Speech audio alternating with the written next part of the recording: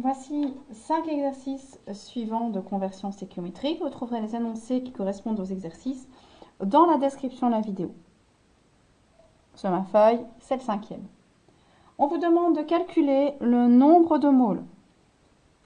Le nombre de moles, c'est la quantité de matière, ça correspond donc à petit n.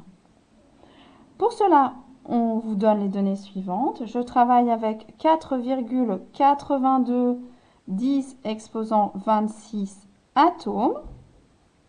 Ici, on me donne un nombre d'entités, ça correspond à Ne, et ce sont des atomes de chlore 35.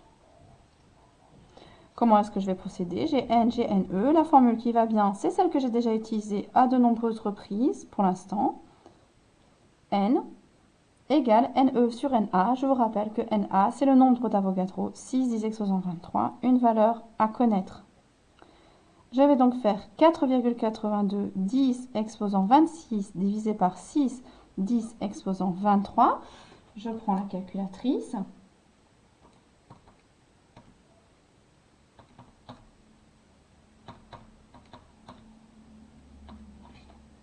Et la réponse est la suivante, 803,33, ce qui me fera effectivement à l'arrondi 803,33, même si j'ai 3 moles ici. C'est ma réponse finale pour cet exercice. Petit b, on vous dit toujours rechercher le petit n, mais cette fois-ci, la donnée est 2,22 grammes de cuivre. La donnée est donc ici une masse. Je vais donc appliquer une formule différente, qui est la suivante, où ici, le dénominateur est la masse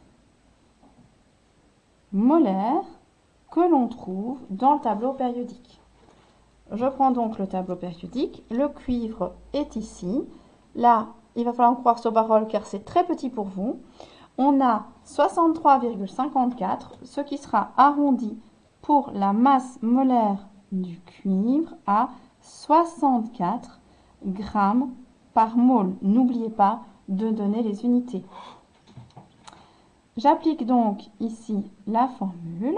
Je vais avoir 2,22, qui est ma masse donnée dans l'exercice, divisé par 64, ce qui va me donner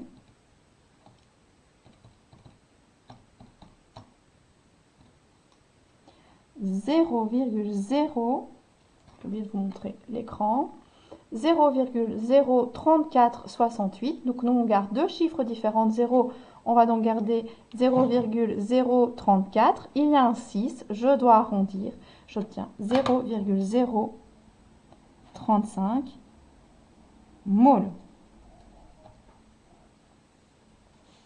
Nous passons au petit c de cet exercice, où cette fois-ci, on dit que je travaille avec 1,11 10 exposant 22 grammes d'hélium. J'ai une donnée en grammes, c'est bien une masse. Ne vous faites pas avoir par le fait qu'il y ait 10 exposant 22, c'est une masse très importante, mais c'est une masse. Je vais donc appliquer la même formule et le même type de résolution que précédemment. N égale la masse sur la masse molaire. Je vais aller chercher la masse molaire de l'hélium. De nouveau, nous prenons le tableau périodique. L'hélium est juste là. C'est un peu petit pour vous. Il faudra aller voir votre tableau périodique. Mais la masse de l'hélium est bien de 4 grammes par mole et elle me permet de résoudre mon exercice. J'ai 1,11 10 exposant 22 divisé par 4, ce qui me donne à la calculatrice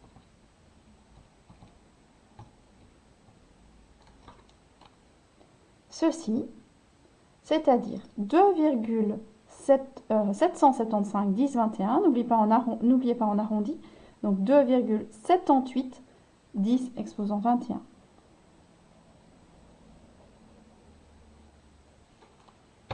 10 exposant 21 moles. Et on peut bien y mettre un S ici. Continuons. Je remets ma feuille dans la zone où la caméra filme.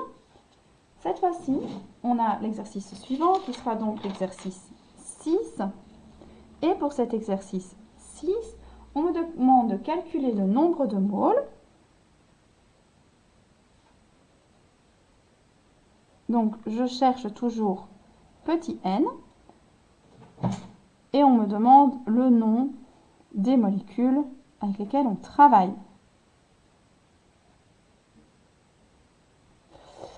Alors, mon petit a, pour cet exercice, on me demande un nombre de moles dans 600 grammes. Dans 600 grammes de Na2SO4. Donc déjà 600 grammes, c'est bien une masse. La donnée est une masse. Na2SO4, c'est du sulfate de sodium. Attention, la nomenclature, il faut là aussi la connaître. La formule qui fonctionne, c'est celle que nous venons d'utiliser juste avant. N, le nombre de moles, égale la masse divisée par la masse molaire. Ici, nous avons une masse molaire, mais d'une molécule. Il y a donc une étape un tout petit peu plus difficile à faire. On prend le tableau périodique. Donc, n'oubliez pas, hein, vous devez toujours l'avoir sur vous. Donc, on va aller chercher la masse du sodium. Et la masse du sodium, c'est 23. Donc ça correspond à Na. Sauf que dans cette molécule, j'ai 2 fois le sodium. Donc, je vais faire x2. Ensuite, je vais additionner la masse du sodium à celle du soufre. Le soufre, il a une masse de 32. Et ici, il n'est présent qu'une seule fois, pas de multiplication à faire. Il me reste l'oxygène. L'oxygène, il a une masse de 16, mais dans cette molécule, il est présent 4 fois. Quand je fais toutes ces opérations,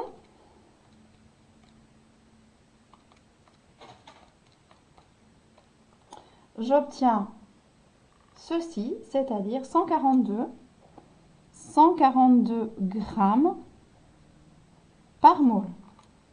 Il me reste à appliquer la formule puisque j'ai tout ce dont j'ai besoin. J'ai une masse exprimée en grammes que je divise par la masse molaire que je viens de trouver à l'issue de mon calcul et j'obtiens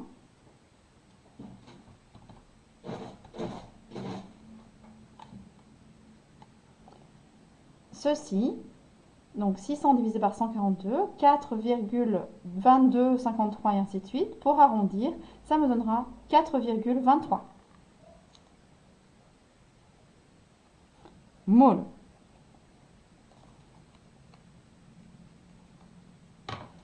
Exercice suivant, donc le petit b, un petit peu plus compliqué. Ici, on vous dit que vous allez travailler avec des ions. Des ions Cl-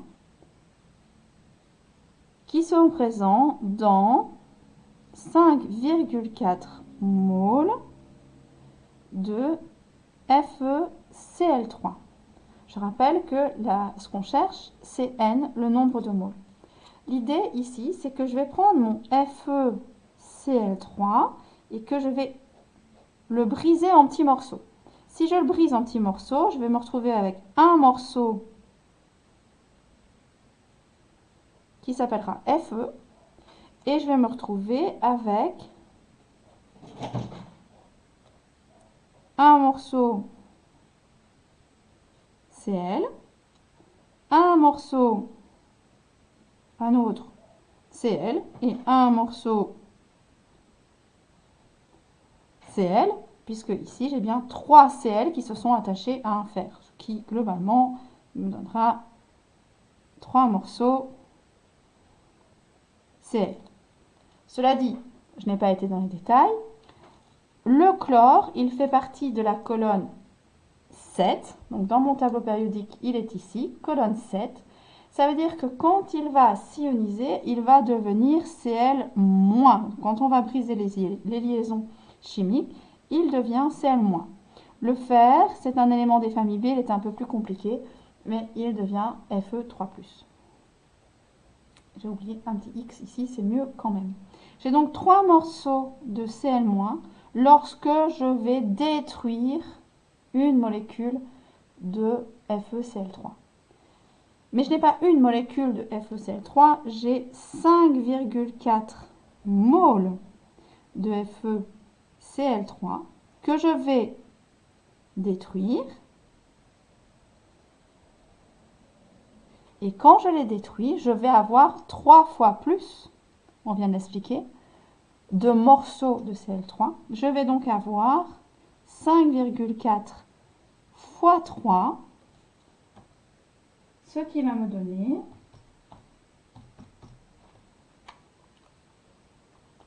16,2 moles d'ion Cl-. Il nous en reste un dernier pour finir cette vidéo. Je vais donc remonter la feuille dans l'espace où la caméra filme. Voici le petit c. On vous demande quelque chose de similaire. On vous demande d'estimer la présence d'ion Ag+, dans 2 grammes cette fois, d'Ag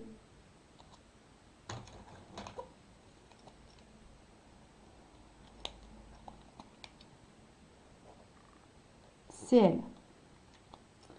Ceci, c'est donc une masse. Je rappelle, la question est d'estimer ici le nombre de moles. Ça, c'est ce qu'on cherche. La luminosité vient de diminuer. Voilà, c'est peut-être un peu mieux. Donc, on cherche les ions Ag+, dans 2 grammes d'Ag Cl.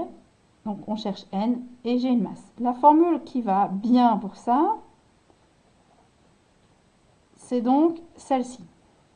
Cette formule me permettra de trouver le nombre de moles d'AgCl dans 2 grammes. Ça va déjà me faire avancer. Ce n'est pas la réponse finale, mais ça me fait progresser. C'est donc comme ça que je vais commencer. Pour faire mon calcul, j'ai besoin de la masse, je l'ai, mais j'ai besoin de la masse molaire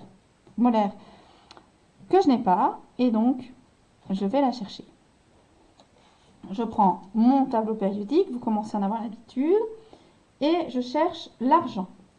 Alors, l'argent, il fait partie des familles B. Donc, moi, sur mon tableau, je dois l'ouvrir pour obtenir les familles B. Il est ici. Il a une masse de 107,8. Je dois arrondir. Ça me donnera donc 108. Je cherche ensuite le chlore, qui est juste là, qui lui a une masse de 35.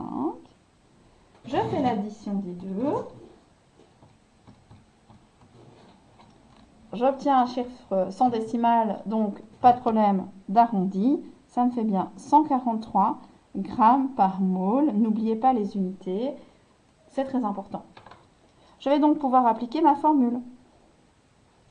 Mon nombre de moles, ce que je cherche, est égal à 2, la masse donnée dans l'exercice, divisé par 143, ce qui me donne